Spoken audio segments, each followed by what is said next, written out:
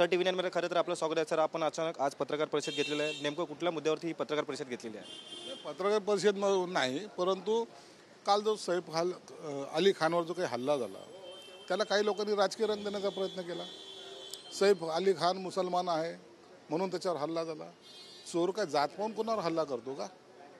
परंतु काही महाभागाला दृष्टांत होतो ताबडतोब आणि त्याला ते जातीय रंग देतात.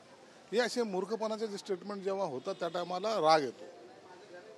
बाबासाहेबांच्या घटनेने अधिकार दिलेला तुम्हाला बोलण्याचा, तर याचा अर्थ असा होत नाही की समाजामध्ये तेढ निर्माण करण्यासाठी बोलायचं.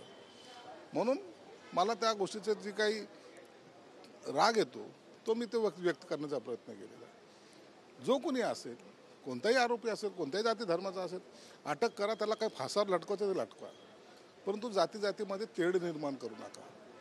जातीच्या आधारावर स्वतःचं राजकारण करण्यासाठी जे काही प्रयोग तुम्ही करताय ते आता लोकांना आवडत नाही आहेत.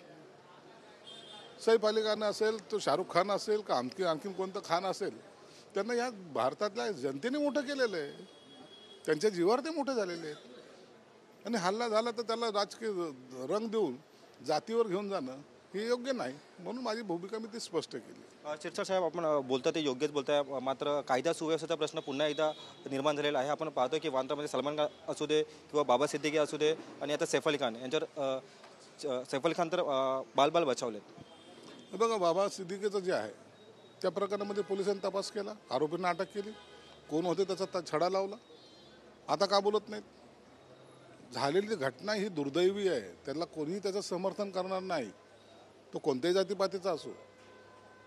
देशमुख बीडला त्यांचा खून झाला, कोणी समर्थन केलेलं नाही, त्याचा निषेधच केलेला आहे. अशा घटनेचा निषेध केला पाहिजे. आम्ही समाजाचे सेवक म्हणून जेव्हा जातो त्या टायमाला आमची भूमिका ही सर्वांना सामावून घेणारी असली पाहिजे. पोलीस आपलं काम करतात. पोलिसांनी काम तपास सुरू करायच्या पहिलेच 30 तास झाले आणखीन आरोपी का पकडला गेला नाही. अरे, पोलीस काय देव आहेत का? त्यांना शोधावा लागतो आरोपी. इतक्या मोठ्या मुंबई शहरामध्ये कुठे लपला असेल माहिती आहे का? आणि तरी एक आरोपी पकडला गेलेला आहे. आता तोंड का नाही उघडत तुम्ही लोक? पोलिसाचं मनोधैर्य खचवण्याचं काम आपण करू नये, तर त्यांना सपोर्ट केला पाहिजे आणि आरोपीला पकडलंच गेलं पाहिजे.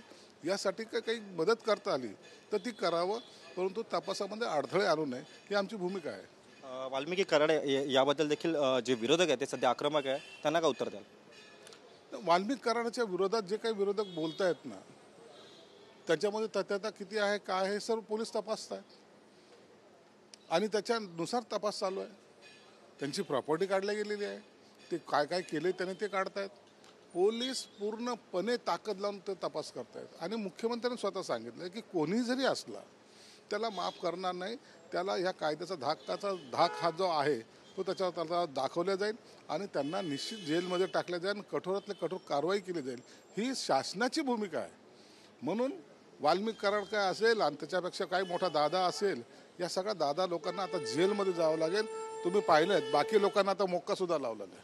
ही सरकारची भूमिका आहे. हो, आता 5 वर्ष तर जेलच्या बाहेर नाहीत मिनिमम, आणि हे जी काही कायद्याची लढाई ती वेगळी आहे.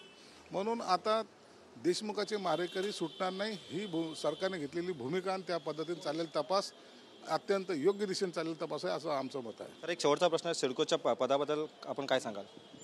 सिडकोचं पद एक सोडावंच लागणार होतं. जेव्हा मी मंत्री झालो तर मला काल मी कॅबिनेट झाल्यानंतर मुख्यमंत्र्याकडे त्याचा राजीनामा दिलेला. एक चांगला अनुभव मला सिडकोमध्ये आला. कमी काळामध्ये चांगलं काम करायचा मी प्रयत्न केला. काही स्वप्न आणखीन होते जे सिडकोच्या माध्यमातून सर्वसामान्यांचे पूर्ण करायचे होते, परंतु येणाऱ्या चेअरमनला मी निश्चित त्यांना साथही देईल आणि त्यांना जर माझ्या काही सूचना असतील त्याही त्यांना त्यांच्यासमोर मांडेल. निश्चित ते आणखीन सिडकोला पुढे घेऊन सर्वसामान्यांचे प्रश्न सोडवतील अशी अपेक्षा आहे. धन्यवाद. हे होते संजय शिरसाट. आपण पाहू शकतो की सिडकोबद्दल योग्य ती भूमिका मी बजावलेली आहे, अशी जी प्रतिक्रिया आहे ती मंत्री संजय शिरसाट यांनी व्यक्त केलेली आहे. कॅमेरा पर्सन अमित शिकवांसह मी रवी खरात, TV9 मराठी, मुंबई.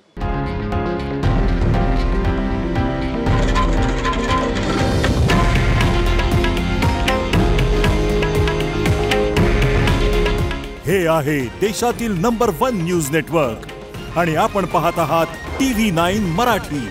काळजी तुमची, हित महाराष्ट्राचं.